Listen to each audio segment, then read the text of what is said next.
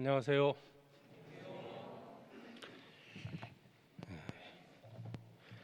네, 먼저 하나님께 기도드리겠습니다. 언제나 우리를 사랑하시는 아버지 하나님, 주님의 그 큰 사랑으로 구원해 주시고 천국의 소망을 갖게 해주신 은혜 참으로 감사합니다. 하나님을 알지 못하고 죄 가운데 살았던 저희들, 주님의 말씀으로 불러 하나님을 알게 해주시고 예수 그리스도 안에서 구원해 주셔서 값없이 하나님의 자녀 삼아 주심을 감사드립니다. 저희가 하나님을 알지 못했다면, 또 구원받지 못했다면 지금도 이 세상 죄악 가운데 살아갔을 겁니다. 주님께서 주님의 사랑으로 불러 구원해 주시고 그 베풀으신 은혜 참으로 감사드립니다. 주님 오시는 그날까지 몸된 교회 안에서 주님을 섬기며 하나님의 영광을 위해서 살아가기를 소망합니다. 우리의 발걸음 인도해 주시고 마땅히 가야 할 그 길을 걸어가게 해 주시옵소서. 세상에 많은 미혹들이 있음에도 주님의 인도하심을 따라서 또 살게 해 주심도 감사합니다. 우리의 마음이 세상으로 향하지 않도록 지켜주시고 우리의 발걸음 헛된 곳에 향하지 않도록 우리의 발걸음도 지켜주시고 늘 함께 하심으로 저희들 오직 하나님의 뜻을 이루며 복음을 전하며 살게 해 주시옵소서. 오늘 또 주일 아침 저희들 함께 말씀 앞에 나왔습니다. 주님께서 우리 각 사람에게 또 교훈해 주시고 마땅히 깨닫고 알아야 될 것들을 또 오늘의 말씀을 통해서 나타내 주시고 우리는 그 들은 말씀을 마음에 새기고 또 삶 가운데서 순종하며 하나님의 영광을 이루게 해주시옵소서. 복음을 위해 수고하는 모든 선교사들 그리고 함께하는 형제 자매들 주님께서 항상 지켜주시고 또 말씀으로 위로해 주셔서 맡겨진 복음 전파의 사명을 잘 감당할 수 있도록 도와주시옵소서. 이 시간 함께하지 못한 형제 자매들 있는 그곳에서 하나님께 영광을 돌리게 해주시고 또 다음에 그런 여건을 허락해 주셔서 함께 말씀과 교제 가운데 나오게 해 주시옵소서. 이 시간은 오직 주 성령님께 부탁을 드립니다. 우리를 사랑하시는 예수 그리스도의 이름으로 기도드립니다. 아멘. 성경 사도행전 21장을 찾겠습니다.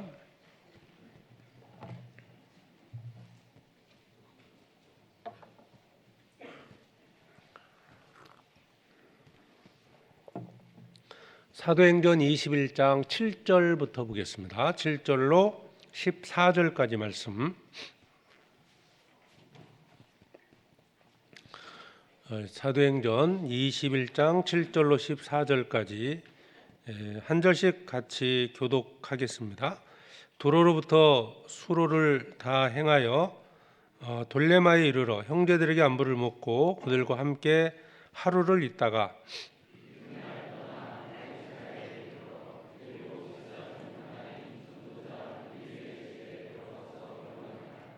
그에게 딸 넷이 있으니 처녀로 예언하는 자라.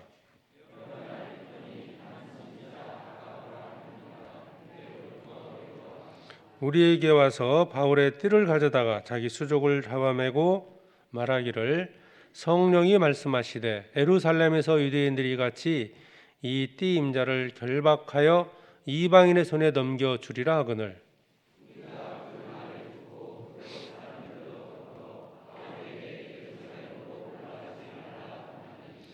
바울이 대답하되 너희가 어찌하여 울어 내 마음을 상하게 하느냐.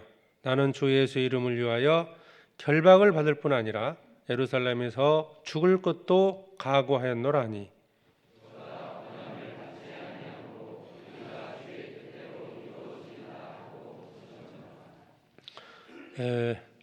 오랜만에 사도행전을 다시 배우게 되는데요. 이번이 이제 35번째 시간입니다. 오늘은 이 본문 말씀을 중심으로 해서 우리 그리스도인의 삶의 목적에 대해 좀 생각해 보고자 합니다. 사람들은 어떤 사는 목적을 정하고요, 뭐 그것을 위해서 이제 살아간다고 볼 수 있는데, 뭐 그 목적이 이제 구원받지 못한 상태라면 정확히 알지 못한다고 볼 수 있겠죠. 이제 그럼에도 어떤 목적이 정해지면 이제 그것을 위해서 살아갑니다. 자, 무엇을 위해서 사느냐가 정해지면 어떻게 살 것인지가 이제 방법적인 문제가 정해진다고 볼 수 있는데, 그래서 살아가는 모습을 또 보면 그 사람의 삶의 목적이 무엇인지를 뭐 알 수 있습니다. 돈 벌기 위해서 열심히 살아가고 있다면 이 사람이 또 이제 돈을 버는 것이 목적이 될 수도 있고요. 뭐 운동선수 같으면 올림픽에서 뭐 금메달을 따는 것이 목적인 사람은 아마 열심히 뭐 훈련을 할 겁니다. 우리가 이제 뭐 여행을 위해서 미국을 가겠다 싶으면 아마 이제 목적지가 정해지면 가는 방법들을 찾지 않겠습니까? 여러 가지 방법들을 찾게 되는데, 우리 신앙생활도 마찬가지입니다.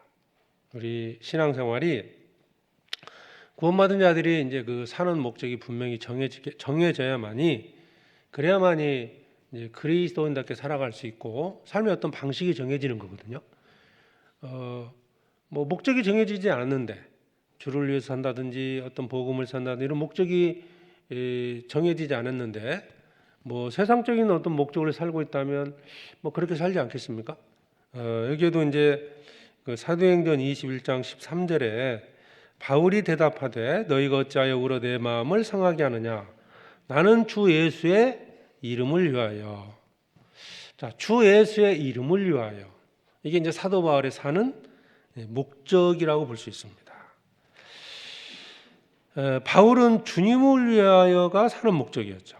그래서 주를 위해서 할 수 있는 모든 일을 한 겁니다. 그게 목적이잖아요. 그러니까 예수 그리스도의 이름을 전하기 위해서, 또 하나님의 영광을 위해서 사는 목적, 이게 이제 목적이 정해졌기 때문에 그 일을 이루기 위해서, 주 예수의 이름을 전하기 위해서 결국 목숨을 바쳐서 그 일을 행한 겁니다. 그러니까 목적이 정해지고 그 다음에 어떻게 살 것인지 어떤 방식이나 방법들이 이제 정해집니다. 자, 우리도 그리스도인들이 사는 목적이 주 예수의 이름을 위해서, 하나님의 영광을 위해서라는 것이 정해져야만이 그리스도인답게 살아갈 수 있는 겁니다.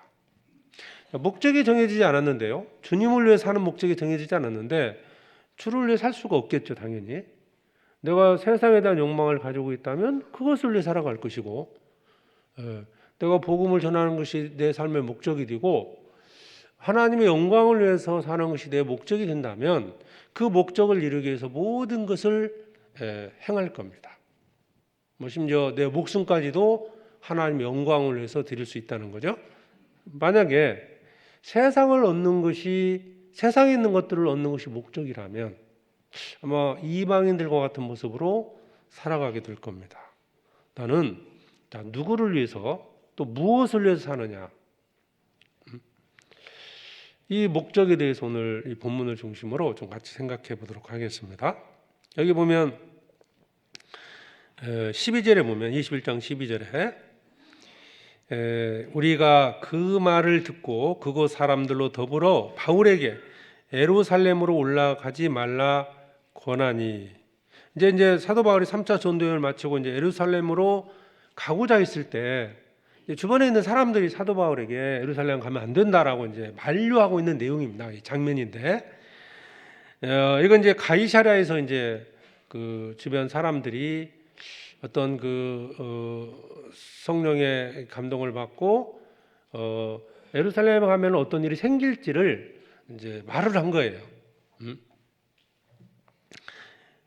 그곳에 가게 되면 이제 이렇게 결박을 받게 되고 심지어는 이제 죽을 수도 있다. 그런 말을 사도 바울에게 이제 전했죠. 그러니까 그럼에도 불구하고 사도 바울은 나는 끝까지 이제 예루살렘에 들어가겠다 이렇게 말씀을 한 거고요. 이게 4절에 보면 21장 4절에도 사도행전 21장 4절입니다. 제자들을 찾아 거기서 이래를 머물더니 그 제자들이 성령의 감동으로 바울더러 예루살렘에 들어가지 말라 하더라. 이 두루에서 만났던 제자들도 그랬고 거기서 또 이동을 해서 이제 가이사랴에 갔더니 가이사랴에 있는 제자들이나 주변 그 성도들이 예루살렘에 들어가면 안 된다. 이렇게 이제 만류를 한 거예요. 들어가게 되면 뭐 어떤 상황도 들었겠죠. 예루살렘에 그리스도인들을 유대교인들이 바리새인들이나 이런 사람들이 핍박을 했기 때문에 이제 들어가면 사도 바울은 이제 붙잡히면 죽을 수도 있다라는 것을 이제 알았고 또 성령께서 사도 바울이 이제 그 큰 예루살렘에 들어갔을 때 큰 고난을 받을 것이다라는 것을 또 가르쳐 주신 거예요. 그런 상황에서 이제 바울은 끝까지 들어가기를 포기하지 않고요. 들어가겠다 그런 거예요. 13절에 그래서 그 말씀을 한 겁니다. 바울이 대답하되 너희가 어찌하여 울어 내 마음을 상하게 하느냐. 나는 주 예수의 이름을 위하여 결박을 받을 뿐 아니라 예루살렘에서 죽을 것도 각오하였나라니. 결박을 당하고 죽기를 각오하고 예루살렘에 들어가고자 했습니다. 이유가 뭐냐? 나오죠? 주 예수의 이름을 위해서입니다. 뭐 사도 바울이 어떤 다른 목적이 있었던 게 아니고요. 주 예수의 이름을 전하기 위해서. 여기서는 이제 주님의 이 복음을 전하는 것을 말씀하고 있는 건데 결국 주님을 위해서 사는 목적이 정해진 거예요. 사도 바울의 삶의 목적이 뭐였을까? 그냥 육신적으로 편안하게 잘 사는 거였다면 조금 해태가 두려울 수 있잖아요. 거기 가서 이제 뭐 감옥에 갇힐 수도 있고 엄청난 고난과 핍박이 있을 건데, 자 그럼에도 불구하고 사도 바울이 예루살렘에 들어가는 것을 포기하지 않은 이유가 뭐냐? 주 예수를 위해서입니다. 이게 사도 바울의 삶의 목적인 거예요. 그러니까 사도 바울과 같은 삶을 살기를 원한다면 먼저는 목적이 정해져야 됩니다. 내가 사도 바울과 같은 목적을 갖고 사느냐 지금. 내가 구원을 받아서도 세상에 있는 것들을 얻고자 하는 그것이 삶의 목적이 되면 아마 그것을 위해 살아갈 겁니다. 물론 이제 구원을 받았기 때문에 이제 전도하는 일도 있겠죠, 당연히. 그런데 내가 세상에서 얻는 것을 얻는데 이런 것들이 걸림이 되어버리면 이걸 포기해버리는 거죠. 오히려 이제 세상에서 내가 돈과 아니면 명예를 얻고 세상에서 뭔가를 이방인들처럼 살아가는 것에 삶의 목적이 되어버리면 그것을 위해서 나의 모든 것을 바친다는 거예요. 그렇기 때문에 그리스도인답게 살기를 원한다면, 사도 바울처럼 살기를 원한다면, 그 믿음의 선진들처럼 복음을 위해 살았던 그분들처럼 살기를 원한다면 내가 먼저 정의할 게 있어요. 목적이 뭐냐 이거예요. 사는 목적. 나를 위해 산다? 그러면 자기를 위해서 할 수 있는 것들을 다 할 겁니다. 돈을 위해서 산다? 그러면 돈을 벌기 위해서 모든 것을 행할 거예요. 하나님마저도 돈을 벌기 위한 하나의 도우미 정도로 생각할 수 있어요. 내가 교회를 나오고 함께 교제에 참여하고 기도하고 이 모든 것들도 나를 위해서 하는 거라면 그 모든 것이 나를 중심으로 움직이는 거기 때문에 그런 것들을 희생해서 자기 어떤 욕구를 채우는데 활용을 할 겁니다. 그런데 사도 바울은 여기 있는 것처럼 주 예수의 이름을 위하여 그 목적을 이루기 위해서 결박과 죽음을 두려워하지 않았습니다. 자, 그러면 사도 바울이 왜 이러한 믿음을 갖게 됐을까? 왜 주 예수를 위해서 살게 됐을까? 여기 좀 표시하시고 갈라디아서 2장을 찾겠습니다.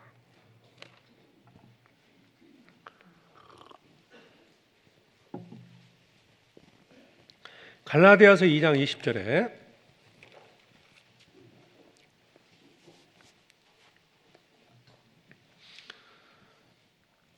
(304페이지) 신약 304페이지 갈라디아서 2장 20절입니다.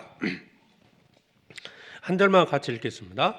내가 그리스도와 함께 십자가에 못 박혔나니 그런즉 이제는 내가 산 것이 아니요 오직 내 안에 그리스도께서 사신 것이라. 이제 내가 육체 가운데 사는 것은 나를 사랑하사 나를 위하여 자기 몸을 버리신 하나님의 아들을 믿는 믿음 안에서 사는 것이라. 내가 그리스도와 함께 십자가에 못 박혔나니.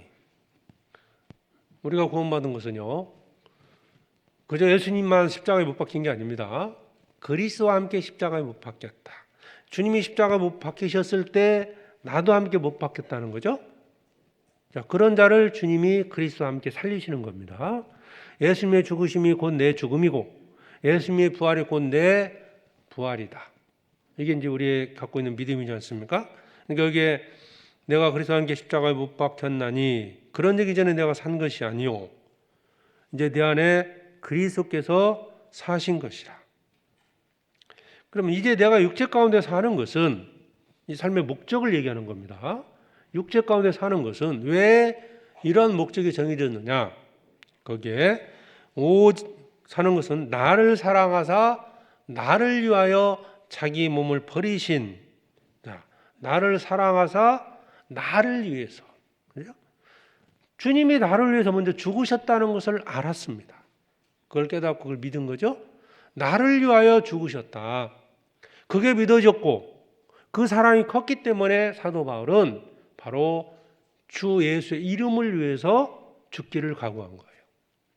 주님은 나를 위해서 십자가에 죽으셨습니다.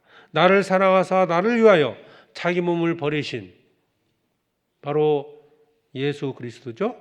하나님의 아들을 믿는 믿음 안에서 사는 것이라. 이게 이 사는 목적이 된 거예요. 왜 사도 바울이 주를 위해 살게 됐을까? 바로 주님이 나를 위해서 먼저 죽으셨기 때문에 그렇습니다. 이건 억지로 누가 시켜서 그런 게 아니에요. 사도 바울이 그것을 깨달았기 때문에 자기도 이제 나를 위해서 십자가에 돌아가신 그 주님의 사랑을 깨달았기에 이제 나도 이제 주를 위해서 살 것을 결정한 겁니다. 정해진 거죠. 이게 어떤 막 자기 의지를 갖고 정했다기보다는요, 그 주님의 사랑이 믿어짐으로써 이루어진 거라고 볼 수 있어요. 그래서 나를 사랑하사 나를 위하여 자기 몸을 버리신 하나님의 아들을 믿는 믿음이죠. 그 믿음 안에서 사는 것이라. 본래 사도 바울이 주를 위해 살았던 사람이 아니잖아요. 오히려 그리스도를 핍박했고 예수 그리스도를 믿는 자들을 핍박했잖아요. 사도 바울은 아시는 것처럼 이제 사울이 정말 율법의 등통한 자였고 유대인이었습니다. 유대교의 정통 유대교인이었죠.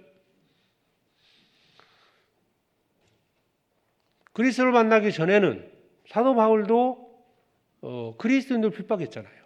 사도행전 9장에 보면 막 핍박하고 이제 막 다메섹으로 그리스도인을 붙잡으러 가기 위해서 가다가 주님 만나잖아요. 주님 나타나니까 바울이 물었잖아요. 네 시우니까 나는 네가 핍박하는 예수다. 그때 이제 예수님을 만났습니다. 주님을 만나고 그 바로 예수가 구약에 계시된 하나님이 약속하신 그리스도라는 사실을 깨닫고 그 예수 그리스도께서 자기를 위하여 죽으셨다는 것을 안 거예요. 그래서 나를 위하여 죽으신 예수 그리스도를 알고 그게 마음에 믿어짐으로써 자신도 이제는 정반대가 되는 거죠. 오히려 이제 그리스도를 위하여 살게 된 겁니다. 그리스도를 핍박했던 자가 그리스도를 위하여 살게 됐습니다. 이유가 뭡니까? 바로 나를 위하여 그 그리스도가 죽으셨다는 것을 믿었기 때문에 그렇습니다. 주님이 그때 사도행전 9장에 보면 이제 사도 바울을 부르시면서 내 이름을 위해서 택한 이제 그릇이 된 겁니다. 주님의 이름을 전하기 위해서입니다. 주님의 영광을 위해서 살기 위해서 우리를 사도 바울뿐만 아니라 우리를 이 땅에 남겨두신 거예요. 누구든지 우리가 구원받기 전에는 이 세상에서 어떤 삶의 목적을 갖고 살았습니다. 처음부터 구원받은 건 없잖아요. 이 땅에서 뭔가 계획이 있고 뭔가 이 세상에서 내가 공부를 한다든지 어떤 사업을 하든지 뭔가 이 세상에 이루고자 했던 꿈이 있었습니다. 그 목적이 있었던 거예요. 사도 바울은 없었겠습니까? 사도 바울도 그것을 이루기 위해서요, 뭐 열심히 살았다고 볼 수 있습니다. 율법적으로 뭐 공부도 이제 성경 공부도 했을 것이고, 빌립보서 3장을 보시죠. 여기 이제 사도 바울에 대한 설명이 나와 있는데요. 주님을 만나기 전까지는 사도 바울도 세상의 욕망을 뒀고요. 세상이 꿈이었을 겁니다. 거기에 사는 목적이 정해져 있었겠죠. 3장 4절에 보면 그러나 나도 육체를 신뢰할 만하니 만일 누구든지 다른 이가 육체를 신뢰할 것이 있는 줄로 생각하면 나는 더욱 그러하리니 내가 8일 만에 할례를 받고 이스라엘의 족속이요 베냐민의 지파요 히브리인 중에 히브리인요 율법으로는 바리새인요 열심으로는 교회를 핍박하고 율법으로는 흠이 없는 자로라. 여기 이제 4절 5절 이 내용을 보면 사도 바울이 철저하게 그 당시에 유대 땅에서 살아갈 수 있는 그 조건을 위해서요 정말 뭐 열심히 했다고 볼 수 있습니다. 그러니까 사도 바울은 뭐 성경에는 나타나 있지 않지만 처음에 사는 목적이 뭐였겠어요? 여러분 이제 하나님을 섬기면서 살아가는 것이 목적이었다고 봐요. 그러니까 이스라엘은 이제 종교 국가이기 때문에 하나님 믿고 이런 율법으로는 바리새인이고 그다음에 율법의 의로는 흠이 없는 자로다. 정말 정직하게 율법적으로 살았다고 볼 수 있거든요. 그러면 그 땅에서 사는 동안에는 먹고 살아가는 데 지장이 없을 정도로요. 그런 준비가 다 됐던 거죠. 그것이 사도 바울의 사는 목적이었다고 볼 수 있어요. 자, 그런데 그러다가 이제 주님을 만난 거잖아요. 자기를 위하여 살고 있었던 바울이 주님을 만났습니다. 그냥 뭐 이렇게 얼굴과 얼굴을 보는 것처럼 만났다 이런 의미가 아니고 주님이 나를 위하여 십자가에 죽으셨다는 사실을 알게 됐다 그 말이에요. 그냥 우리 사람들을 세상에서 살면서도 보면 사람들을 이렇게 사귀고 만나고 하지 않습니까? 그냥 뭐 이 사람은 내가 만났다, 누구 안다 이런 거하고 실질적인 어떤 관계를 맺는 건 다르지 않습니까? 우리가 주님을 알았다는 게 뭐예요? 내가 구원을 받았다는 게 뭡니까? 주님이 나를 사랑하사 그 몸을 버리셨다는 거죠. 나를 사랑하사 나를 위하여 자기 몸을 버리신 하나님의 아들을 믿는 그 믿음 안에 사는 것이다. 주님을 만난 겁니다. 자신을 위해서 육신적으로 살아갈 수 있는 많은 조건들이 실제로 있었고 평생 동안 주님을 만나기 전까지는 그런 삶을 살았던 거예요. 그러다가 바뀌었죠. 어떻게 해요? 7절에 그러나 무엇이든지 내게 유익하던 것을 내가 그리스도를 위하여 다 해로 여길 뿐더러. 자, 이게 중요한 게 그리스도를 위하여 해로 여겼다는 거예요. 갑자기 뭐 방향이 바뀌었다는 게 아니고요. 뭐 세상에서도 그렇잖아요. 뭐 의사의 꿈을 갖고 살다가 이거 별거 아닌 것 같아. 변호사가 되겠다. 뭐 아니면 나는 사업을 하겠다. 이게 이렇게 이제 바뀌는 경우가 있지 않습니까? 그런 의미가 아닙니다. 이것은 그리스도를 위하여 다 해로 여길 뿐더러. 그러니까 여기서 보면 이제 삶의 목적이 완전히 바뀐 거예요. 이 모든 것들 무엇이든지 내게 유익하는 것을 내가 그리스도를 위하여 다 해로 여길 뿐더러 8절 또한 모든 것을 해로 여김은 내 주 그리스도 예수를 아는 지식이 가장 고상함을 인함이라. 내가 그를 위하여 모든 것을 잃어버리고 배설물로 여김은 그리스도를 얻고 내가 그를 위하여 모든 것을 잃어버리고 자 그를 위하여 그리스도를 위하여 7절 8절에 말씀하고 있잖아요. 사도 바울이 모든 것을 해로 여겼던 이유가 뭐냐? 갑자기 그런 게 싫어져서냐? 아닙니다. 그게 귀하다는 걸 알았어요. 여겼다라는 말은 배설물 여겼다라는 얘기는요. 그게 배설물이다 그 말이 아니에요. 실제로 그런 것들이 귀한 것이지만 배설물로 여겼다. 왜? 그리스도를 위해서입니다. 내게 유익했던 그 모든 것들을 그리스도를 위해서 해로 여겼다는 거예요. 그리스도를 위하여 다 해로 여길 뿐더러 내가 그를 위하여 모든 것을 잃어버리고 배설물로 여김은, 이게 사도 바울에서 하는 목적이 된 거예요. 주님의 이름을 위해서, 복음을 전하기 위해서.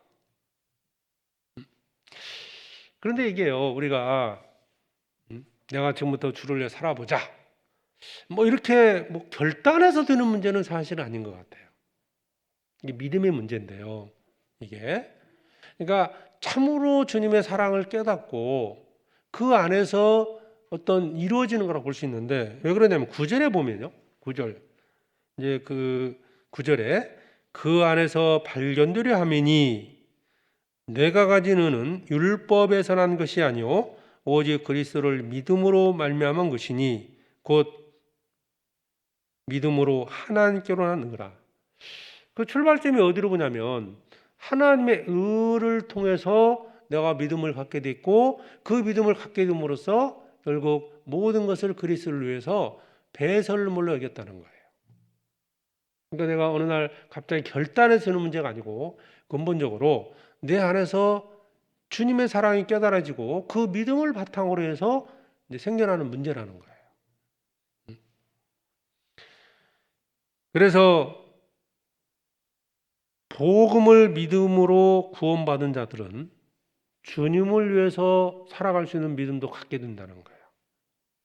그러니까 이 말씀은 주님으로부터 온 의를 통해서, 믿음을 통해서 얻어진 거기 때문에, 만약 그게 아니고 내 결단으로 된 거라면 내 어떤 결단을 통해서 삶의 목적이 바뀔 수도 있다는 뜻이에요. 내가 오늘부터 주를 위해 살아보자 결단해서 산다면, 더 좋은 게 생겨나면 바뀔 수 있다는 거예요. 그러니까 세상에서는 삶의 목적이 자주 바뀌잖아요. 제가 어렸을 때 학교 다닐 때 뭐 꿈을 적어내보라 그러면 대부분이 대통령, 장군 이런 거였어요. 대통령, 뭐 장군 이런 것이 이제 주였는데요.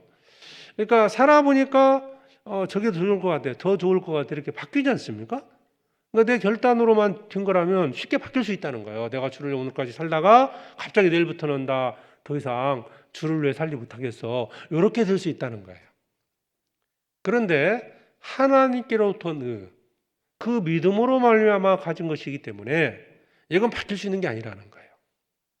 그러니까 어떤 상황이, 환경이 바뀌어도 삶의 목적은 바뀔 수 없다는 거예요. 그게 근본이 어디 들어있어요?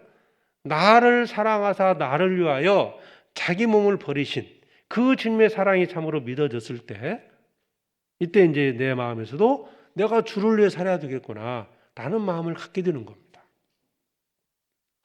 그래서 로마서 1장 10절, 17절에도 보면 복음에는 하나님의 의가 나타나 믿음으로 믿음에 이르게 하나니 의는 믿음으로 말미암아 살리라. 믿음으로 믿음에 이르게 한다. 복음을 들었을 때 그 복음은 사람을 구원받게만 하는 게 아니고요, 그 구원받은 그 믿음을 통해서 또 순종할 수 있는 믿음, 주를 위해 살아갈 수 있는 믿음도 더해진다는 거예요. 사도 바울은 그러한 믿음을 가지고 이 말씀을 하고 있는 거예요. 그래서 내게 유익하던 것을, 자 여기 보면 7절 다시 보면 그러나 무엇이든지, 자 구별되어 있는 게 아니죠. 무엇이든지입니다. 무엇이든지 내게 유익하던 것을 내가 그리스도를 위하여 다 해로우겠다. 내가 유익했던 것을 무엇이든지, 이것은 남겨놓고 이것만은 안 돼요 이런 게 없다는 거예요. 이것만은 안 된다. 우리도 어느 정도는 모든 것을 주를 위해서 포기를 합니다. 그런데 이것만큼은 붙잡고 있는 게 있거든요. 이것 때문에 사실은 넘어지는 경우가 많습니다. 신앙의 어떤 실족이라고 볼 수 있죠. 이제 낙심이 되기도 하고 이것 때문에 실족이 될 수도 있다는 거예요. 사도 바울은 무엇이든지 내게 유익하던 것을 내가 그리스도를 해로 여겼다 또 8절 중반에 내가 그를 위하여 모든 것을 잃어버리고 배설물로 여기면 그리스도를 얻고, 그러니까 그리스도를 위해서 모든 것을 포기했다는 거죠. 그러니까 그리스도를 위해서 그게 이제 삶의 목적이 된 거죠. 전에는 내가 나를 위해서 모든 것들을 활용해 갔다면 이제는 그리스도를 위해서 나를 포기하는 거잖아요. 내가 추구했던 그 모든 것들을 그리스도를 위해서 드리는 거예요. 내 시간도, 내 물질도, 내 모든 것들을 주를 위해서 드리는 거예요.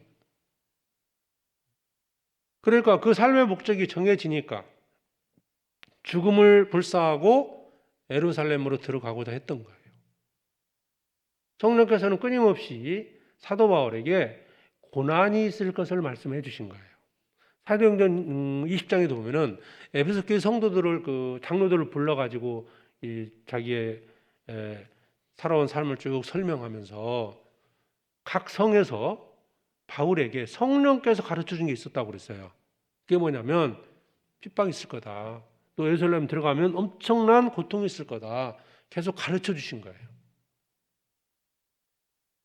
근데 고난이 있을 걸 설명을 했지만 성령께서 무조건 너 가면 안 돼. 이렇게 말씀한 건 아니거든요. 가르쳐 준 겁니다. 그럼에도 사도 바울은 예루살렘에 들어간 거예요. 사실 우리도 고난이 있을 것은 이미 하나님께서 성경을 통해 가르쳐 주고 있습니다. 구원받고 복음을 살면 고난이 있을 거다. 그런데 왜 복음을 전하겠습니까? 그게 더 귀하고 그게 주님의 뜻이기 때문에 구원받은 자들이 복음을 전하는 이유가 그거예요. 자, 그래서 여기 구원을 받게 되면, 정말 복음을 믿고 구원을 받게 되면 이게 삶의 목적이 바뀔 수가 있는 게 아니라는 겁니다. 우리는 처음 구원받을 때 그래, 나를 위하여 죽으신 주님을 위해 살아가겠다라는 그런 마음의 다짐을 갖게 됩니다. 누구나. 그러나 여러 가지 이제 시험이 오거나 유혹 때문에 이게 그것이 조금 무뎌지고 내가 미혹을 받아 잠깐 세상을 향해 갈 수는 있지만 근본적으로 내 삶의 목적이 바뀔 수는 없다는 거예요. 자, 그래서 다시 사도행전 21장 보시죠. 13절에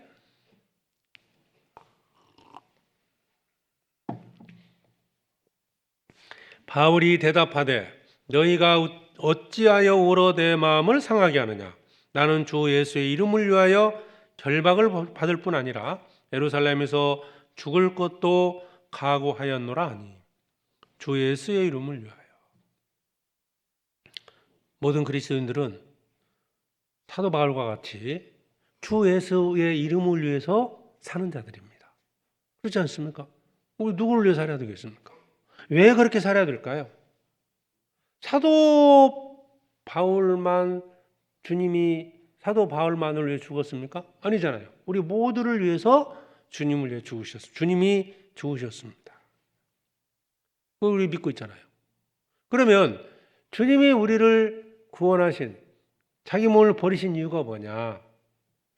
그래서 몇 가지를 나눠서 생각해 보죠. 우리가 이제 그 사랑을, 우리 입장에서도 주님이 나를 위해 죽으셨는데 내가 주님을 위해 사는 것이 당연하지 않겠습니까? 그 사랑을 깨닫고 믿어지게 되면 그런 마음을 갖게 되는 것이 정상이죠. 또 하나님 측면에서, 하나님 쪽에서 볼 때도 하나님 왜 그렇게 하셨냐 그러면, 왜 나를 위해서 죽으셨느냐? 고린도후서 5장을 보시죠.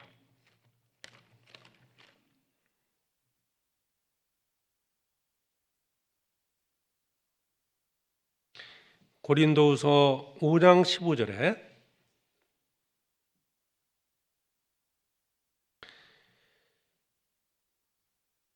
15절 한 절만 같이 읽겠습니다.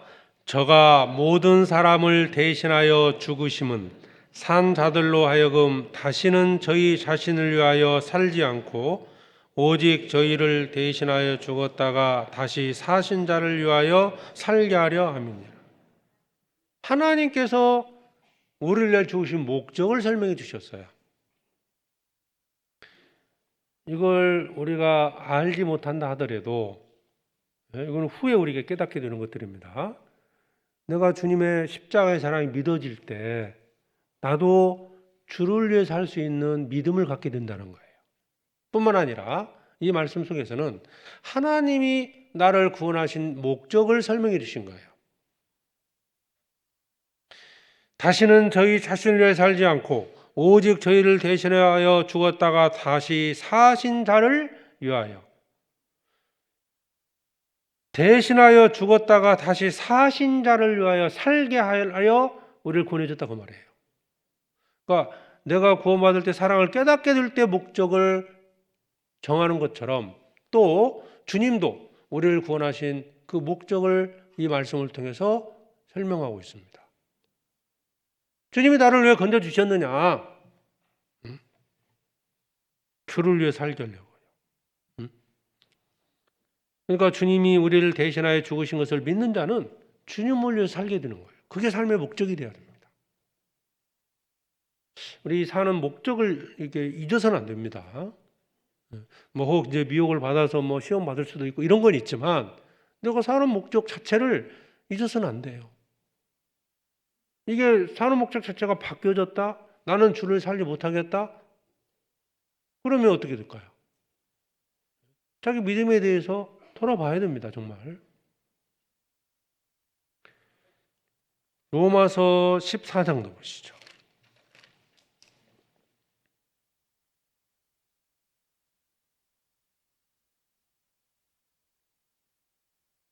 로마서 14장 7절에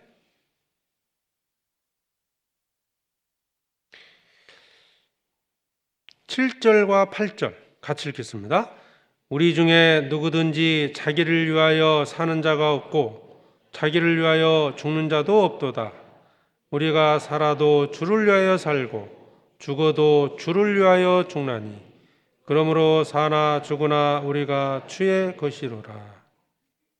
여기 위하여란 말이 반복해서 4번 나와 있잖아요. 누구든지 자기를 위하여 사는 자가 없고 자기를 위하여 죽는 자도 없도다.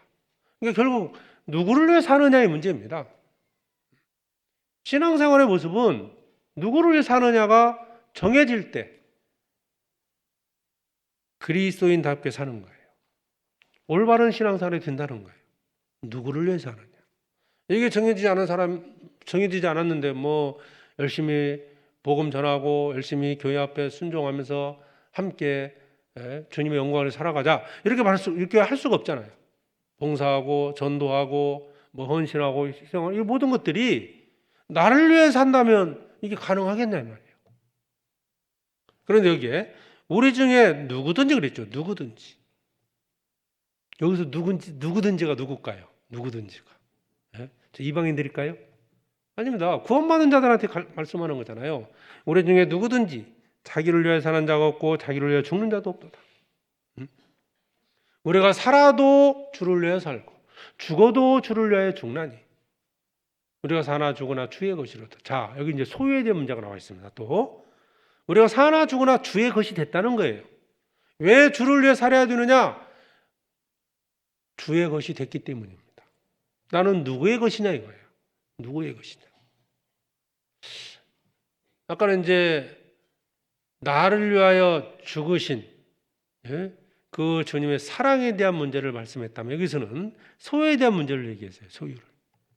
아까 고린도후서 5장 15절에도 그 우리를 구원하신 목적에 대한 설명을 했잖아요. 이 소유에 대한 문제를 말씀했습니다. 우리가 살아도 주를 위하여 죽어도 주를 위하여 죽는 이유는 우리가 바로 주의 것이 됐기 때문입니다. 이 세상 나의 것이 아니라는 거죠. 나의 삶이 주의 것이 됐다. 소유주가 바뀌었어요. 전에는 내가 주인이었는데 이제 구원받았다는 것은 주인이 바뀌었다는 뜻이에요. 고린도전서 6장을 보겠습니다. 6장 19절에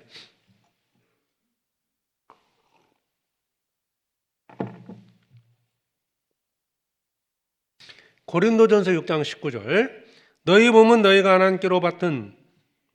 하나님께로부터 받은 바 너희 가운데 계신 성령의 전인 줄을 알지 못하느냐.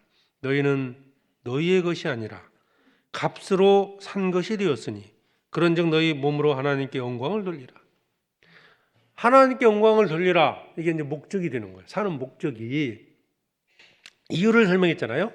너희는 너희 것이 아니라 값으로 산 것이 되었으니 그리스도를 값을 주고 주님의 것으로 사신 거예요.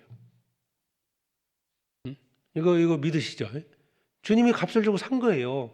그러니까 나는 전에는 이게 다 내 건데 이제 주님 것이 됐다는 거예요. 이것이 정해져야 주를 위해 살 수 있습니다.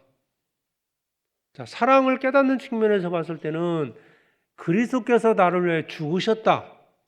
이게 믿어질 때 나도 주를 위해 살 수 있는 것이 되는 것이고, 그리고 또 하나님 나를 구원하신 목적의 측면에 볼 때 주님이 그렇게 살게 하려고 나를 구원했다라고 말씀을 한 거고요. 또 여기서는 주의 것이 됐다. 소유에 대한 문제입니다. 이미 주님 것이 됐어요.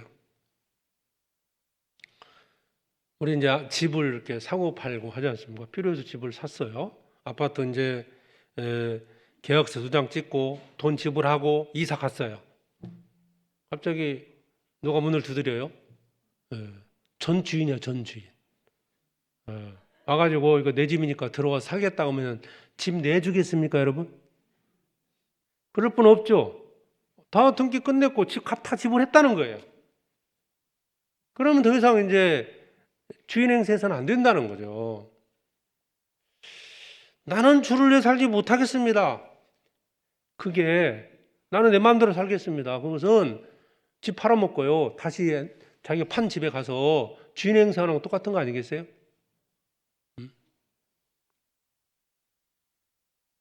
주님은 우리를 값을 주고 샀습니다. 구원받은 사람은 주의 것으로 부르심을 받은 거예요. 주의 것이 됐다는 거죠. 그래서 고린도전서 3장에 보면은 너희는 그리스도의 것이요 그리스도는 하나님의 것이니라. 너희는 그리스도의 것이다. 소유의 문제, 그렇죠? 그 사랑, 나를 위해 주신 그 주님의 사랑을 깨닫는 것. 이걸로 보면 우리는 절대 주를 위해서, 그러니까 자신을 위해 살아서는 안 된다는 거예요. 그럴 수 없는 존재라는 겁니다. 사도 바울은 그것을 깨닫고 그 마음으로 살아갔던 거예요. 그래서 주 예수의 이름을 위하여 죽는 거 두려워하지 않고 복음을 전하기 살았던 거죠. 우리는 그리스도의 것으로 부르심을 받았습니다.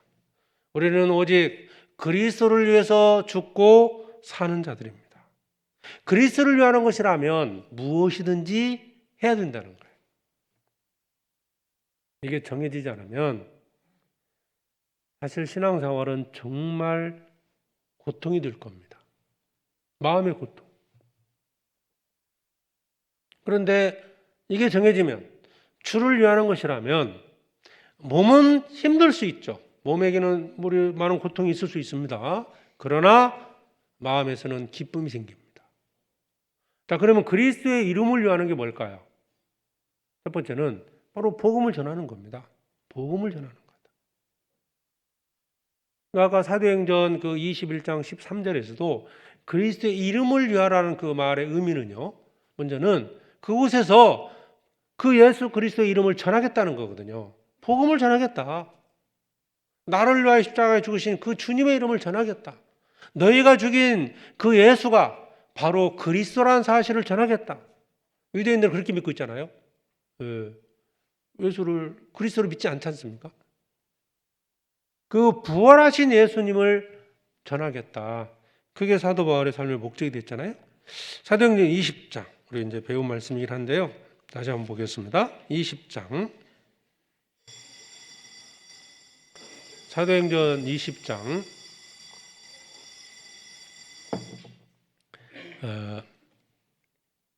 22절에 보면 사도행전 20장 22절에 보라 이제 나는 심령의 배임을 받아 예루살렘으로 가는데 저기서 무슨 일을 만날는지 알지 못하노라. 나는 심령의 배임을 받아 예루살렘으로 가는데 저기서 무슨 일을 만날는지 나는 알지 못하겠다라고 했어요. 23절 오직 성령이 각성해서 내게 증거하여 결박과 환난이 나를 기다린다 하시나. 성령께서 말씀해 주신 거예요. 사도 바울에게. 예루살렘에 가면 결박과 환난이 있을 거다 가르쳐 준 겁니다. 그렇다고 성령이 막으셨을 것 같아요? 이거 오해하시면 안 됩니다. 막으신 건 아니에요. 너 예루살렘에 가면 결박이 있을 거다. 큰 고통이 있을 거다. 가르쳐 준 거예요. 그런데 24절 같이 읽어보죠. 나의 달려갈 길과 주 예수께 받은 사명 곧 하나님의 은혜의 복음 증거하는 일을 마치려 하면은 나의 생명을 조금도 귀한 것으로 여기지 아니하다. 은혜의 복음 증거하는 일, 이게 그리스도의 사는 목적인 겁니다. 저 사도 바울이 사는 목적입니다. 자기 생명을 조금도 나의 생명을 조금도 귀한 것으로 여기지 아니하노라. 그게 사명이었어요. 사는 목적이 된 거예요. 그러니까 주님의 그 사랑의 복음을 증거하는 것이 사는 목적이 된 거예요. 자, 그러면 나는 사는 목적이 뭐냐 이거예요. 동일하게 구원받고 예수 그리스도의 보혈로 구원받은 나는, 지금 현 시대를 살아가는 우리는 사는 목적이 뭐냐? 무엇을 위해 사느냐 이거예요. 누구를 위해 사느냐? 이게 그리스도를 위한 것이 될 때 사도 바울과 같이 살아갈 수 있습니다.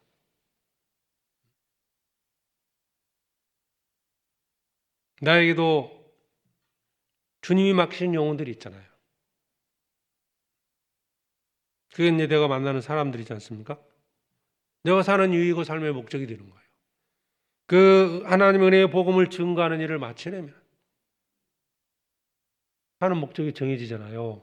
그러면 이 목적을 이룰 때 기쁘지 않겠습니까?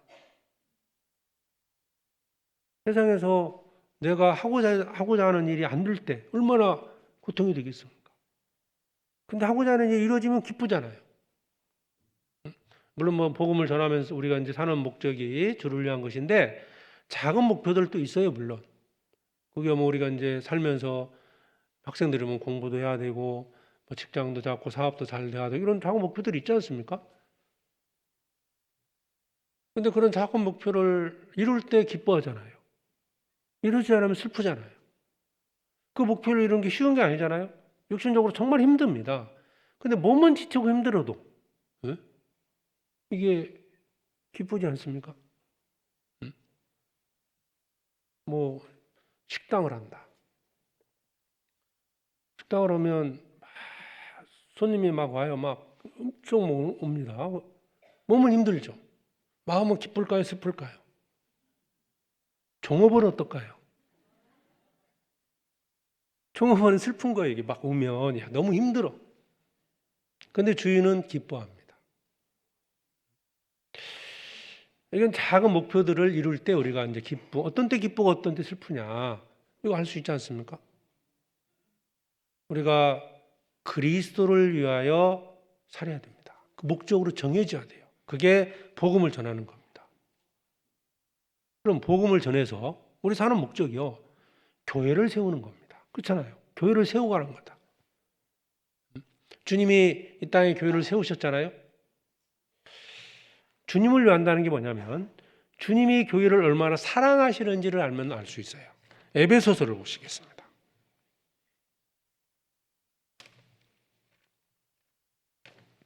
에베소서 5장에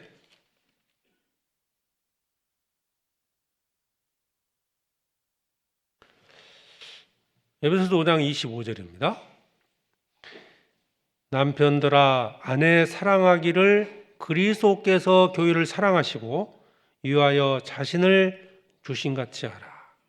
여기에 남편에 대한 어떤 권고의 말씀인데 그리스도께서 교회를 사랑하시고 위하여 자신을 주신 같이 하라.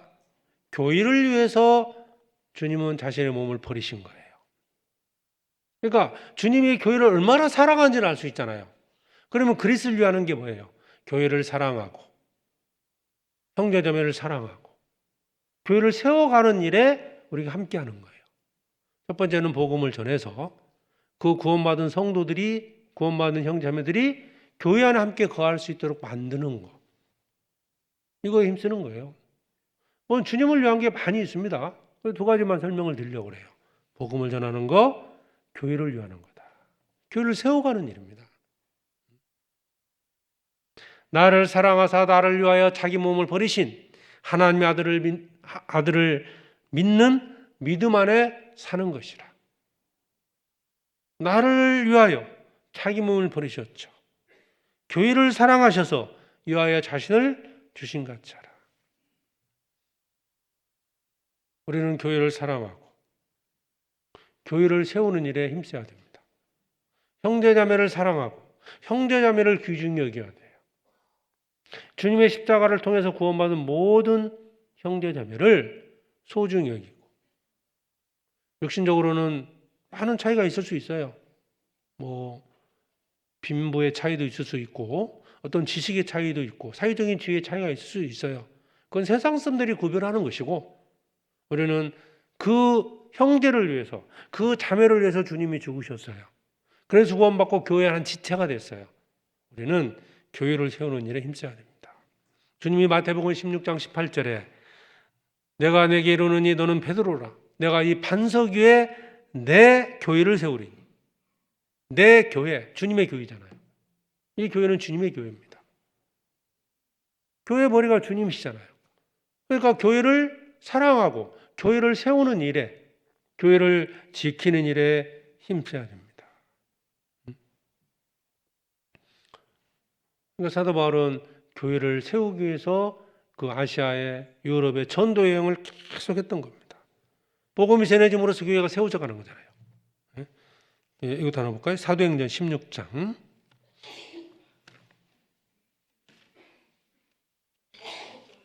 사도행전 16장 5절입니다.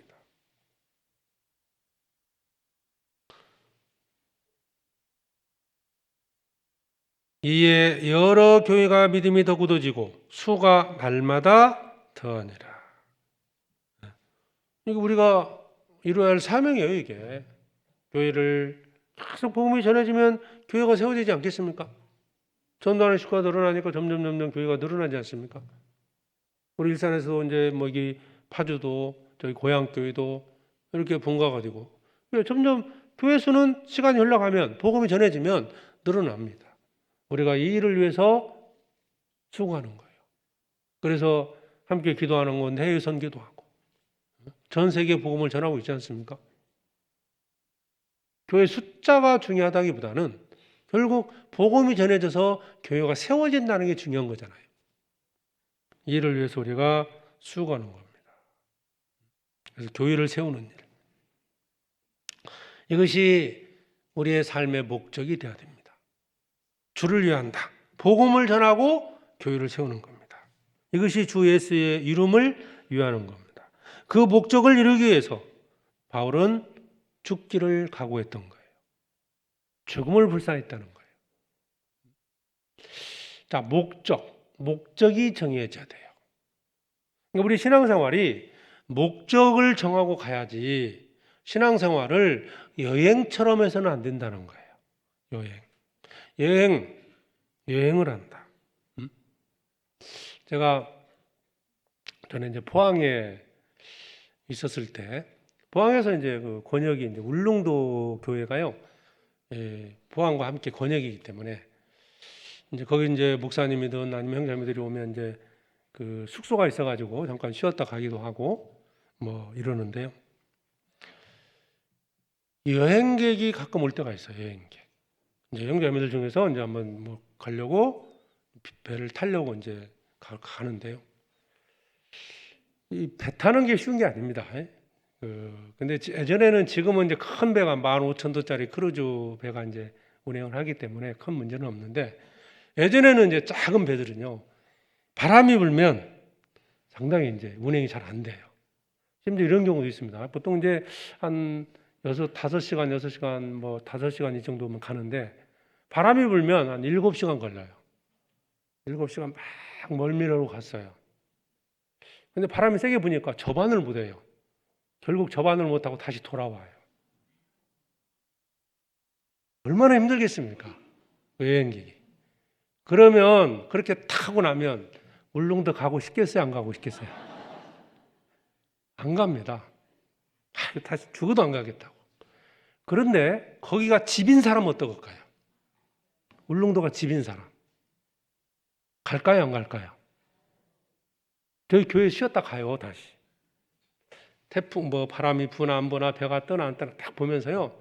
어쨌든 갑니다, 또. 왜죠? 그게 목적지니까. 신앙생활을 여행하는 것처럼 하면 어려움이 생기면 포기해버립니다. 그러나 주 예수를 위해서 하는 것이 목적이 되면 어떤 고난이 와도 그것을 이루기 위해서 살아간다는 거예요. 사도 바울이 그와 같은 믿음이 있었던 거예요. 주 예수를 위하여 살았기 때문에 그 복음을 전하는 것이 삶의 목적이었기 때문에 예루살렘에 가서 결박이 있고 핍박이 있고 죽음이 기다린다 할지라도 사도 바울은 그것을 간 겁니다. 목적을 정해야 됩니다. 여러분의 집이 어디냐 이 말이에요. 목적지가 어디냐고요. 운정 신도시 아파트에 그게 목적이 되면요. 그걸 위해 산다니까요. 어떤 희생을 통해서 그걸 살려고 하는 거예요. 그러다 집 사지 말라는 게 아니고요. 목적. 내 그리스도인의 삶의 목적이 어디냐 이 말이에요. 목적하는 바가 뭐냐? 사는 목적이 어디 있느냐?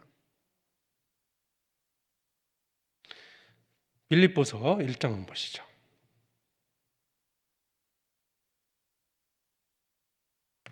빌립보서 1장 20절. 빌립보서 1장 20절입니다. 나의 간절한 기대와 소망을 따라 아무 일에든지 부끄럽지 아니하고 오직 전과 같이 이제도 온전히 담대하여 살든지 죽든지 내 몸에서 그리스도가 존귀히 되게 하려 하나니 이는 내게 사는 것이 그리스도니 죽는 것도 유익함이라. 바울의 사는 목적은 그리스도를 존귀하려는 것이었습니다. 그래서 그 목적을 이루는 거라면 내가 살아도 좋고 죽어도 좋다는 거예요. 살든지 죽든지 내 몸에서 그리스도가 존귀히 되게 하려 하나니 그게 사도 바울이 사는 목적이었어요. 그리스도를 위해서. 하나님의 영광을 위해서. 이게 우리 사는 목적이 되면 그것을 위해서 열심히 살아가지 않겠습니까? 지금 내 사는 모습을 보면 내 사는 모습을 스스로 볼 때 나는 어디에 많은 시간을 지금 투자하고 있느냐? 어떤 방식으로 살아가느냐? 이런 것들을 보면 목적을 알 수 있지 않겠습니까?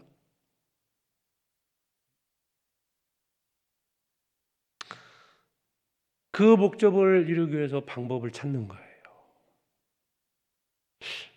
신앙생활이 방법을 몰라서 못할까요?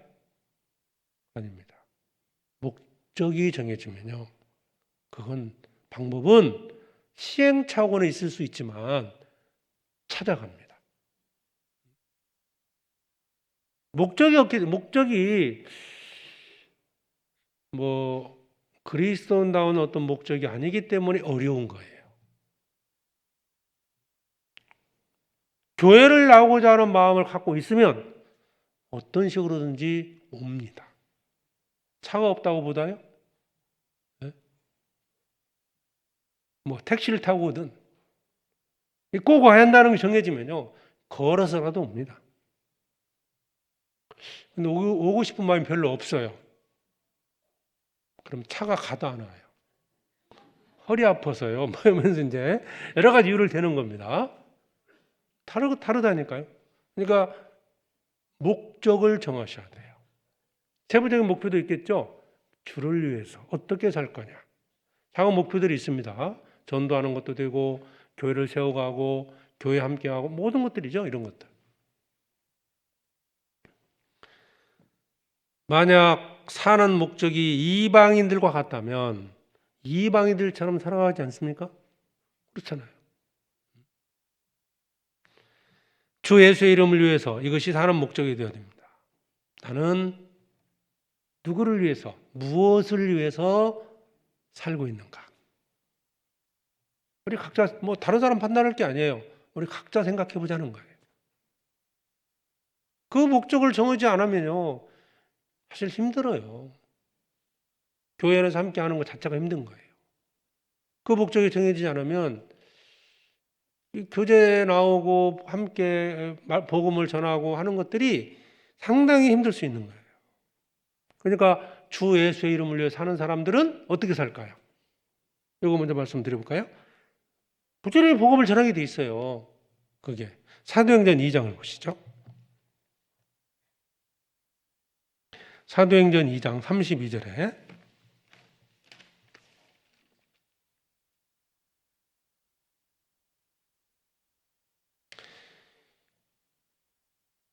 사도행전 2장 32절 이 예수를 하나님이 살리신지라 우리가 다 이 일의 증인이로다. 초대교회 시대 때 그 사도들과 제자들이 이 마음으로 전했어요. 이 일에 다 증인이다. 그들은 증인의 역할을 알기 위해서 부지런히 이 말씀을 전한 겁니다. 5장도 보시겠습니다. 몇 절 보시죠? 5장 42절에도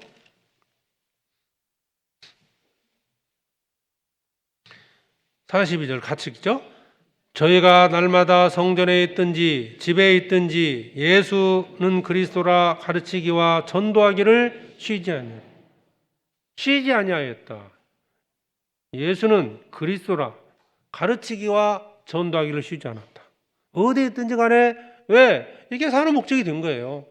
그러니까 복음을 전하고 교회를 세우는 일에 힘쓰는 거예요. 내가 죽지 않고 살아서 여호와의 행사를 선포하리로다. 이게 사는 목적이 되는 거예요. 그 목적이 정해지면 바로 주님의 사랑의 복음을 전하고 교회를 세우는 일에 힘쓰는 겁니다. 그러니까 구원받은 그리스도인들이 뭐 해야 되겠습니까? 전도하고 그것을 이제 교회 안에서 함께 교제하면서 성도들을 또 세워가는 일도 하고 이 모든 일에 같이 하지 않습니까? 그게 목적이니까요. 이런 목적이 정해졌을 때 만약에요 그 목적이 이루어지지 않으면 어떻게 될까요? 이게 마음이 고통이 드는 거예요. 누구에게 전도를 해야 하는데 전도가 안 될 때 막 이게 고통스럽고 교회를 세워가는 일, 교회가 좀 어려움이 생기면 막 그것 때문에 마음에 자기도 고통받고 그러지 않습니까? 예레미야 선지자가 너무너무 고통스러워서 육신적으로 너무 힘든 거예요. 하나님 말씀을 선포하는데 자꾸 이제 그 이스라엘 사람들이 막 그 선지자를 핍박하고 죽이려고 하니까 너무너무 힘들어요. 아이고, 나는 이제 못하겠다. 다시는 못하겠다. 그런 마음을 갖고 몸은 편해지는 순간 내 마음은 어떻게 될까요? 예레미야의 마음이 어떻게 되세요? 예레미야 20장을 찾아보시죠.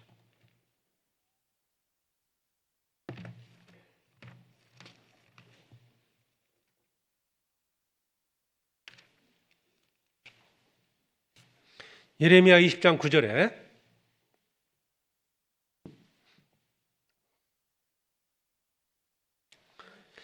1082페이지 예레미야 20장 9절입니다. 같이 읽겠습니다. 내가 다시는 여호와를 선포하지 아니하며 그 이름으로 말하지 아니하리라 하면 나의 중심이 불 붙는 것 같아서 골수에 삼미치니 답답하여 견딜 수 없나니. 자, 이 말씀을 보면 예레미야 선지자는 자신의 사는 목적이 뭔지를 알 수 있잖아요. 여호와를 선포하는 것이 자신의 일이에요. 근데 이 내용에 보면 예레미야는 너무너무 육신적으로 힘들었던 거예요. 왜? 그 동족들에게 핍박을 받으니까. 다 그들을 위해서 그 이스라엘 백성을 위해서 하나님의 말씀을 선포하고 있는데 그게 듣기 싫어가지고 막 핍박을 하는 거예요. 그러니까 너무너무 고통스러우니까 안 하려고 마음을 먹었다가 이 마음이 그게 안 된다는 거예요.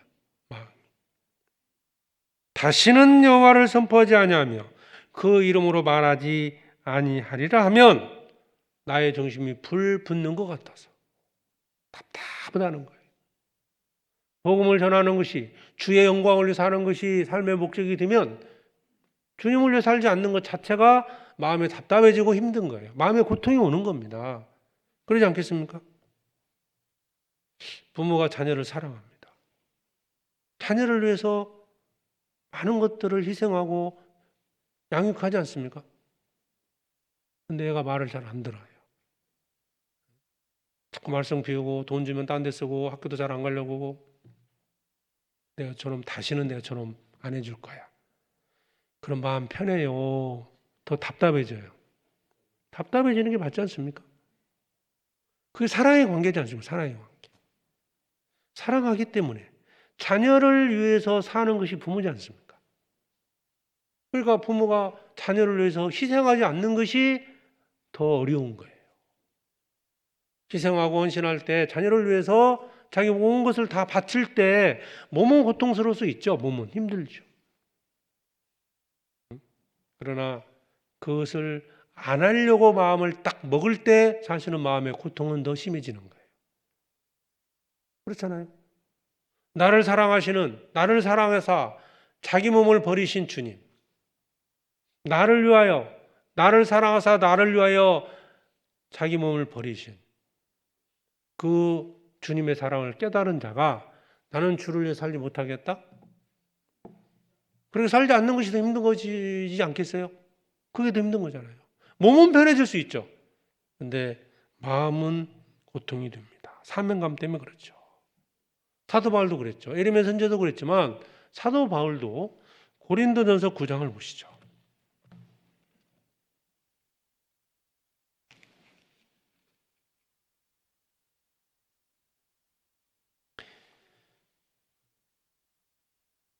고린도전서 9장 16절에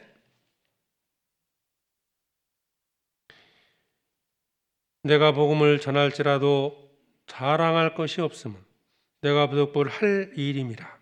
만일 복음을 전하지 아니하면 내게 화가 있을 것이미로다. 내가 내 임으로 이것을 행하면 상을 얻으려니와 임으로 아니한다 할지라도 나는 직분을 맡았노라.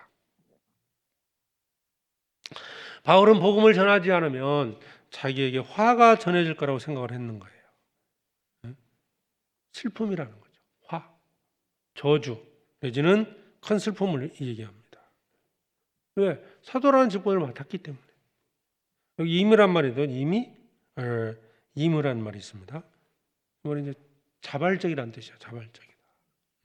그러니까 내가 자발적으로 이것을 행하면 상을 얻지만 자발적으로 아니한다 할지라도 나는 직분을 맡았다. 그러니까 자원해서 할 수도 있지만 이미 나는 직분을 맡았던 거예요. 그러니까 사도 바울은 이 복음 전하는 것을 멈추는 것이 자기한테 화가 있고 자기에는 마음에 너무나 큰 고통이 된다는 거예요. 그래서 사도 바울은 자발적으로 복음을 전했어요. 복음을 전하는 거 힘든 일이에요. 그렇죠?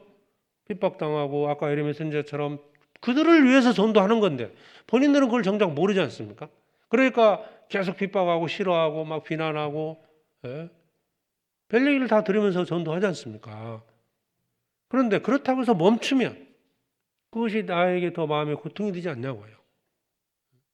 우리는 주를 위해서 사는 자들입니다. 주의 복음을 전하기 위해 사는 자들이죠.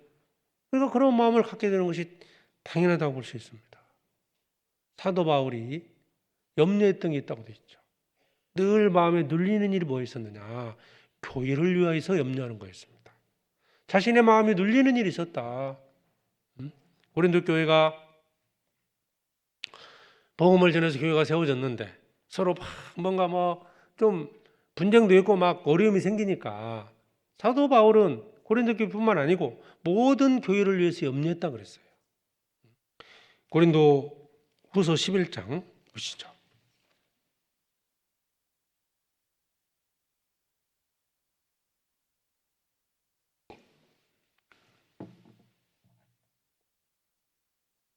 (11장) 28절에 이 외의 일은 고사하고 오히려 날마다 내 속에 눌리는 일이 있으니 곧 모든 교회를 위하여 염려하는 것이라. 날마다 내 속에 눌리는 일, 그게 교회를 위하여 염려하는 것이었는데, 그런데 그 앞에 이 이외의 일은 고사하고라는 말이에요. 그 앞부분에 보면 사도 바울이 받았던 고통이 있습니다. 육신적인 고통들이에요. 복음을 전하면서 교회를 세우기 위해서 성도를 돌아보고 하는 그 모든 일 중에 수많은 고통들이 있었습니다. 고난이 있었어요. 이 일보다도 자기의 마음에 눌리는 일이 있다. 그것은 바로 교회를 위해 염려하는 것이다. 교회입니다. 교회를 사랑하면 교회를 위해서 염려합니다. 내가 혹시 교회 어떤 누구에게 마음에 어떤 문제를 주지 않는지 돌아보게 되고, 교회가 세워지는 일에 함께 동참하고, 그게 잘 안 될 때 근심이 되고 고통이 되는 거예요. 그러면서 29절에 보면 누가 약하면 내가 약하지 아니하며 누가 실족하면 내가 애타지 않더냐? 형제가 약해지면 나도 약해진 것 같고, 누군가가 실족하면 나도 마음이 아프다 그 말이에요. 교회 성도들이 나오든 말든 어떻게 되든 말든 나만 생각한다면 그게 교회를 위하는 것일까요? 형제가 약해지면, 신앙적으로 약해지면 나도 약해진 것 같고, 또 실족하게 되면 마음이 너무너무 아프다. 왜? 형제자매를 사랑하기 때문에. 교회를 사랑하고 형제자매를 사랑하면 그런 마음을 갖게 되지 않습니까? 우리 육신이 있기 때문에 서로 약간 감정적인 어떤 문제가 있을 수도 있어요. 그렇지만 사랑하는 마음이 있다면, 그건 잠깐 이제 마음이 생길 수는 있지만, 함께 슬퍼할 때 슬퍼하고, 고통받을 때 함께 고통받는 거 아니겠어요? 가족 보세요, 가족. 자녀가 아프면 같이 함께 고통받고, 기쁜 일 있으면 함께 기뻐하고 그러지 않습니까? 가족 중에 누가 어떤 큰 어려움이 생겼어요. 같이 고통받고, 같이 슬퍼하고 그러지 않습니까? 그래서 교회를 위해서 염려하고, 복음이 전해지지 않을 때 크게 내 마음이 고통이 되는 것이고, 교회 어려움이 있을 때 그것이 내 마음에 고통이 되는 거다. 주를 위해 산다면 그런 마음을 갖는 게 당연한 겁니다. 근데 나를 위해 살면 내가 기분 나쁘면 그냥 기분 나쁜 거고, 누가 상처를 받든 상관없고, 교회가 어떻게 되든 상관 안 하고 내가 하고 싶은 말을 다 해버립니다. 그게 교회를 염려하는 것일까요? 그게 주를 위해 사는 것이라고 볼 수는 없을 겁니다. 우리는 교회를 위해서 함께 기도하고, 그래서 에베소서 4장에 있는 말씀과 같이 성령이 하나 되게 하신 것을 힘써 지키라. 우리는 힘써 지켜야 돼요. 사탄이 틈을 탈 수도 있고, 그리고 서로 사랑하고, 사랑입니다, 사랑. 사랑하면 이게 좀 부당하다, 이게 불평등하다 이런 생각은 없을 거예요. 사랑 관계가 맺어지면 그냥 사랑하면 되잖아요. 내가 먼저 더 희생하고 내가 먼저 하면 되지 않습니까? 이건 너무 부당합니다. 이거 세상에서는 말 아니겠어요? 부당하다. 아들이 엄마한테 찾아서 엄마 이건 부당합니다. 왜 아빠만 좋은 거 드리세요? 이게 뭔가 좀 잘못된 거 아니에요? 서로 사랑하면 오히려 서로 더 귀한 걸 서로에게 드리려고 하지 않겠어요? 어려운 일 있으면 내가 먼저 하려고 하고. 그래서 서로 사랑 관계를 갖고 서로 사랑하면서 살아가고 교회를 위해서 염려하는 겁니다. 그리고 주를 위해서 사는 사람은 이제 복음을 전하게 되고, 이것이 잘 안 될 때 이게 마음에 고통이 되고, 반대로 이게 복음이 전해지고 교회가 세워질 때 기뻐하는 거예요. 즐거워하는 겁니다. 내가 비록 고통을 받더라도 교회가 더 세워지고 복음이 전해지게 되면 기뻐하는 겁니다. 사도 바울이 빌립보서를 기록했습니다. 사도 바울이 기뻐했던 이유가 뭐였어요? 감옥에 가는 거 이건 중요한 게 아니다. 어떤 방도로든지 그리스도가 전해지는 거기 때문에 자신은 기뻐했다고 됐는데요. 빌립보서 1장을 찾아보시죠.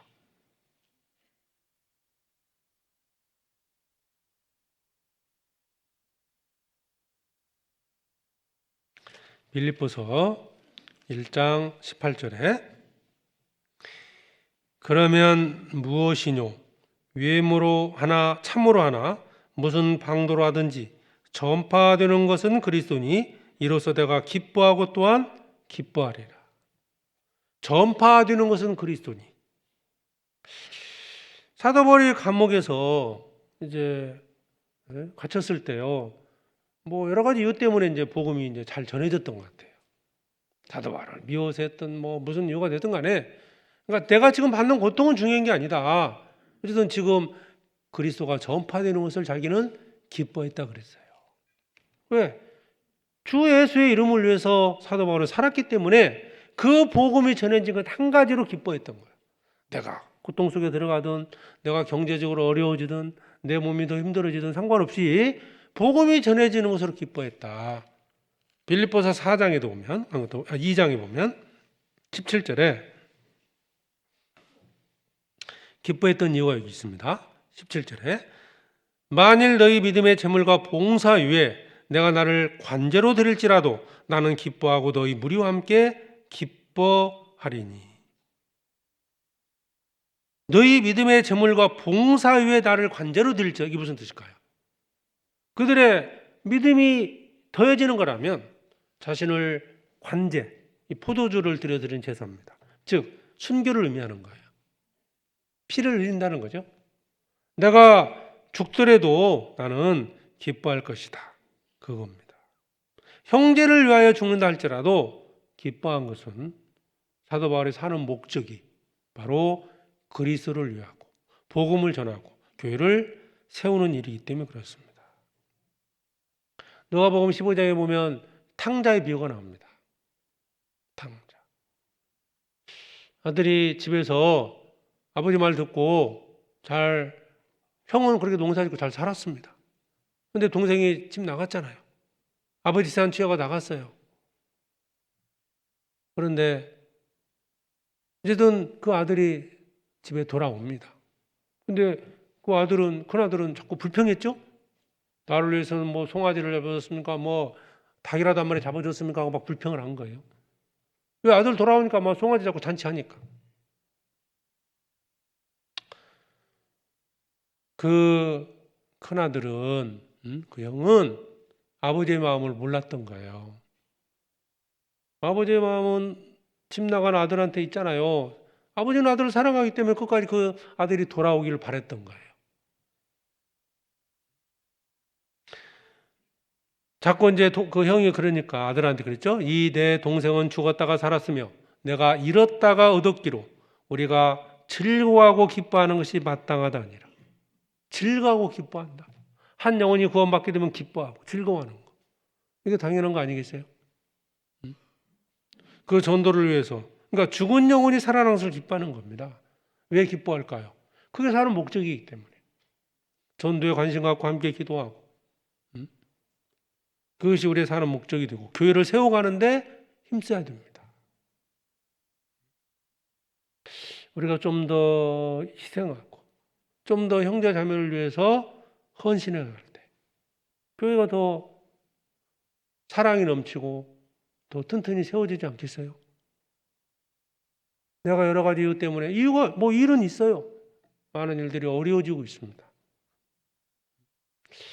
하지만 어쨌든 우리는 교회 안에서 주님의 것으로 부르심을 받았어요.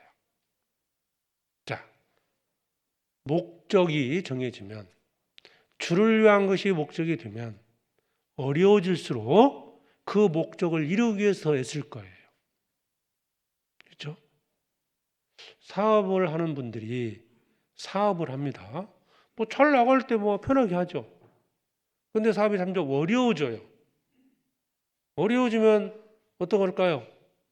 더 많은 시간을 투자하고요. 더 애를 쓰는 거예요. 그렇죠? 복음 전하기 어려워지면 더 우리는 그것이 목적이 됐다면 더 애를 써야 되고, 교회를 세우고 형제자매를 사랑하는 것이 목적이라면 그것을 위해서 더 어려워질수록, 사랑이 식어질수록 내가 더 사랑하고, 봉사하는 사람이 줄어들수록 내가 먼저 더 봉사하고, 그러면 교회는 점점점 더 성장해 가지 않겠습니까?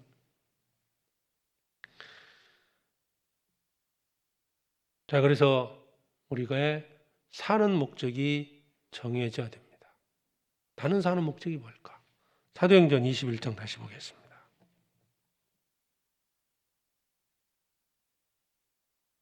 12절에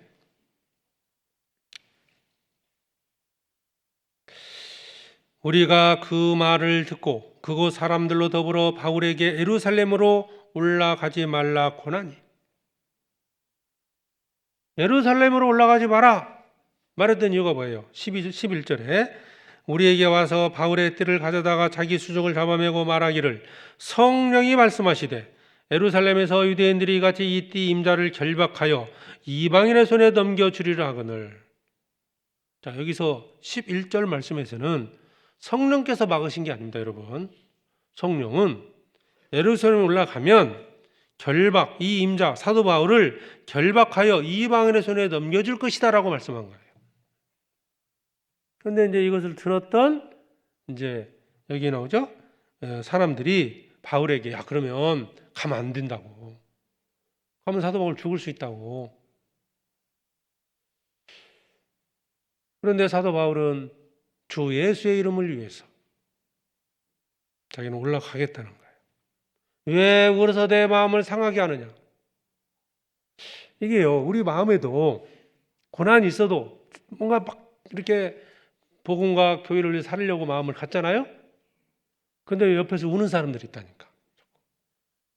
너 그러면 어떻게 될 것 같아? 본인 자기 안에 있어요. 뭐 주변 사람이 그렇다는 게 아니고요. 자기 안에서 그런 말 하는 거예요.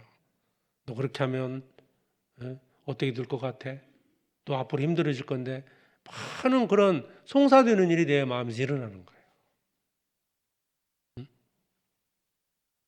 12절에 있는 것처럼 우리가 그 말을 듣고 그 사람들로 더불어 바울에게 예루살렘으로 올라가지 말라 하니, 13절 바울이 대답하되 너희가 어찌하여 울어 내 마음을 상하게 하느냐? 왜 우느냐? 마음이 상하다, 마음이 아프다 그거예요. 그런데 끝까지 사도 바울이 예루살렘으로 올라갈 수 있었던 이유가 뭐냐? 주 예수의 이름을 위하여, 나는 주 예수의 이름을 위하여 결박을 받을 뿐 아니라 예루살렘에서 죽을 것도 각오하였노라 하니, 주 예수의 이름을 위해서 사는 목적이 분명했습니다. 복음을 전하기 위해서라면 나는 죽음도 두려워하지 않겠다. 그 마음에 딱 정해진 거예요. 나의 사는 목적이 뭐냐가 정해져야 됩니다. 그래야 그리스도인답게 살 수 있습니다. 내가 사는 목적이 세상에서 뭐 잘 먹고 잘 사는 거라면 교회 함께 할 수 있겠습니까? 물론 여건이 되면 그렇게 할 거예요. 전도도 합니다. 그런데 어려움이 생기면 포기하는 거예요. 사는 목적이 분명히 정해지면, 자, 누가 포기할까요? 내 주변에서 만류했던 사람들이 포기합니다. 내 육신이 포기하는 거예요. 나를 계속 미우게 했던. 그러니까 14절에 저가 권함을 받지 아니하므로 우리가 주의 뜻대로 이루어지다고 그쳤노라. 더 이상 말하지 않았잖아요. 목적지가 정해지지 않으면 주변에서 자꾸 유혹하면 넘어가요. 울릉도 이제 목사님이요, 설교 왔다가 이제 포항 들렸다가 이제 울릉도 배를 타고 가시는데, 바람이 불고 그러면 이제 저희는 그러죠. 좀 힘드니까 좀 더 쉬었다 가라고, 하루 주무시고 가라고 하도요. 그냥 웬만하면 가려고 그래. 그냥 왜? 가야 되니까. 가서 이 전도하고 또 해야 되니까. 이거 배가 뜰지 모르겠네요. 그래도 한번 가본대요. 그래서 기다렸다가 멀미를 하고 그래도 가요. 가서 내려서 그곳에 또 전도합니다. 목적지가 정해지면 만류해도 갑니다. 왜 신앙생활이 힘들고 어렵다고 할까요? 어떤 분은 즐거움을 해요, 대부분은. 왜 이게 막 힘들고 어려울까요? 목적지가 없는 거예요. 누구를 위해 사는 거냐? 나를 위해 사는데 교회 함께하고 복음 전하고 교제 나오고 이게 얼마나 힘들겠습니까? 주의 예수의 이름을 위해서 사는 것이 딱 정해지면 어떤 걸림이 있어도요, 그와 함께하는 거예요. 주 예수의 이름을 위해 사는 사람이 그리스도인 아닙니까? 그렇다면 그리스도인은 그 사는 목적이 주님을 위한 것이 정해졌다면 어떤 때 행복할까요? 어떤 때? 복음이 전해지고 교회가 세워지고 주님의 이름이 높여질 때 행복하지 않겠습니까? 육신적으로 힘들 수 있어요. 몸은 고통이 되죠, 당연히. 그 목적을 이루기 위해 살아갈 때 행복한 거예요. 사업하는 사람들은 사업을 뭐 새벽 일찍 일어나서 밤늦게 일을 할 수 있잖아요.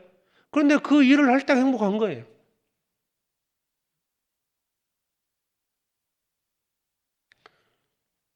뭐 부모님 이렇게 다 돌아가시면 이제 나 고아가 됐다. 이렇게 표현도 하더라고요. 그 말 봤잖아요. 고아다 이제. 살아계실 때 부모에 대한 뭐 섬기려는 마음이 있는 사람은 뭐 힘들어도 부모 섬길 때 행복하지 않습니까? 부모가 자녀를 위해서 뭔가 헌신할 때 행복하지 않아요? 그런데 그럴 대상이 사라졌다. 몸은 편해질지 모르지만 그 뭔가 좀 마음이 쓸쓸하고 안타깝지 않겠어요? 내가 주를 위해서 살아가고 그것이 나의 사는 목적이 되면 그 목적을 이루기 위해서 행하는 모든 것이 내게는 즐거움이고 행복이 되는 거예요. 그러니까 복음을 전하고 교회를 세워가는 일이 목적이 되면 그 일에 함께 할 때가 기쁘고 즐거운 때가 아니겠습니까? 만약에 세상에서 뭔가 세상 것을 얻기 위해 사는 것이 목적이 되면 그때가 가장 즐거울 거고 반대로 교회에서 함께하는 것이 걸림이 되고 힘든 것이 돼요. 그래서 우리는 사는 목적을 정해야 됩니다. 아니, 정해져 있어요. 혹시 미혹을 받아서 그걸 잊고 있다면 다시 정해야 됩니다. 사랑하는 자를 위하여 헌신하고 희생하는 것이 행복 아니겠습니까? 부부간에 서로 사랑하며 남편은 아내를 위해서 밖에 나가 돈을 벌고 희생하는 것이 가족을 부양하기 위해서 희생하는 것 자체가 행복이에요. 비록 육신은 힘들고 고통스러울 수 있습니다. 하지만 그 고통 속에서 인내하는 것은 사랑하는 자가 기뻐하기 때문이에요. 우리가 그 일을 할 때 주님이 기뻐하시고 복음을 전할 때 기뻐하시고 주님은 한 영혼이 돌아올 때 가장 기뻐하신다고 그랬잖아요. 그 잃어버린 양 비유 100마리 양 그 비유에서 말씀하고 있잖아요. 99마리 양보다 잃어버린 한 마리 양을 찾을 때 하나님께서 기뻐하신다고 그랬으니까 그 주를 위해서 내가 살아갈 때 그때 가장 행복한 겁니다. 그리스도인들은 먼저 주를 위해서 복음을 위해서 교회를 위해서 살아가고자 하는 그 목적을 정하시고 그 목적을 위해서 살아갈 때 그게 기쁨이고 행복입니다. 그래서 주 예수의 이름을 위하여 사는 사람이 그리스도인입니다. 그리스도인은 그 일을 할 때가 가장 행복한 사람입니다. 기억하시고요. 다시 한번 나의 사는 목적에 대해서 좀 생각했으면 좋겠습니다. 기도하겠습니다. 자비로우신 아버지 하나님 감사합니다. 저희를 구원해 주시고 주님의 몸된 교회 안에 불러주셔서 복음 전파의 사명을 맡겨주심을 감사합니다. 주 예수의 이름을 위해서 남은 생애를 살아갈 수 있도록 우리의 마음을 일깨워 주시옵소서. 혹 내 마음이 세상으로 향해 있다면 나를 위하여 십자가에 죽으신 주님을 기억하고 이제 내가 주님을 위해서 살아갈 수 있도록 인도해 주시길 원합니다. 이 세상이 점점 악해져 가고 있습니다. 복음을 전할 때마다 또 많은 핍박이 있습니다. 하지만 주님께서 복음 전파의 사명을 우리에게 맡겨 주셨사오매 어떠한 고난과 핍박이 있다 할지라도 그 복음을 증거하며 남은 생애를 살게 해 주시옵소서. 주님 오실 날이 멀지 않음을 저희들 믿습니다. 주님 오시는 그날까지 이 믿음 변치 않도록 지켜주시고 오직 주님이 정하신 그 길을 걸어가게 해 주시옵소서. 복음을 위해 수고하는 모든 손길의 은혜를 더해 주시고 특별히 해외 선교사들 늘 지켜주시고 낭망하지 않도록 말씀으로 위로해 주시며 주님 오시는 그날까지 그 사명을 잘 감당할 수 있도록 또 지혜와 능력을 더해 주시옵소서. 남은 시간도 함께 해 주시길 바라오며 우리를 사랑하시는 예수 그리스도의 이름으로 기도드립니다. 아멘.